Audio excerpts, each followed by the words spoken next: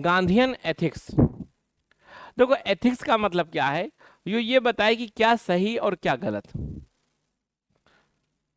अब हमें ये देखना कि गांधी जी किसको सही मानते थे और किसको गलत मानते थे।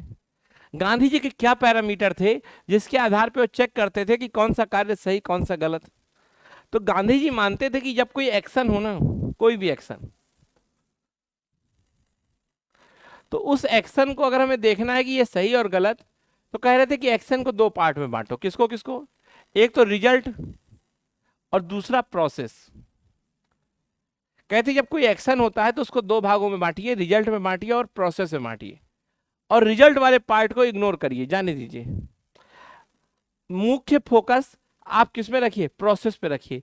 अर्थात जो प्रक्रिया अपनाई गई है उसको देखिए कि क्या ये प्रक्रिया नैतिक है कि नहीं। क्या ये प्रक्रिया नैतिक है कि नहीं? यदि प्रक्रिया नैतिक है, यदि ये एथिकल है, तो फिर ये एक्शन भी कैसा होगा? नैतिक होगा। वो रिजल्ट की बात नहीं करते थे। गांधी जी कहते थे रिजल्ट के आधार पे किसी एक्शन का मूल्यांकन नहीं करना चाहिए, प्रक्रिया के आधार पे मूल्यांकन करना चाहिए। अर्थात साधन के आधार पे किसी एक्शन का मूल्यांकन करना चाहिए, साध्य के आधार पे नहीं। जैसे कार्ल मार्क्स ये साध्य के आधार पे करता था। उदाहरण के तौर पे समझिए कि कार्ल मार्क्स ने कहा कि भाई हम समानता लाएंगे,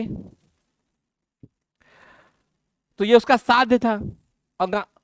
और कार्ल मार्क्स कहता था ये साध्य हमारा पवित्र है, क्योंकि समानता की बात करता है, तो ये हमारा पूरा एक्शन सही होना चाहिए और नैतिक होना चाहिए, क्योंकि हम साध्य से ही एक्शन को जस्टिफाई करेंगे। पर गांधी जी कहते थे नहीं, क्योंकि कार्ल मार्क्स का साधन क्या था? हिंसा था। और गांधी जी कहते थे कि साध्य से नहीं होना चाहिए, साधन से होना चाहिए कि कार्य एथिकल है कि नहीं।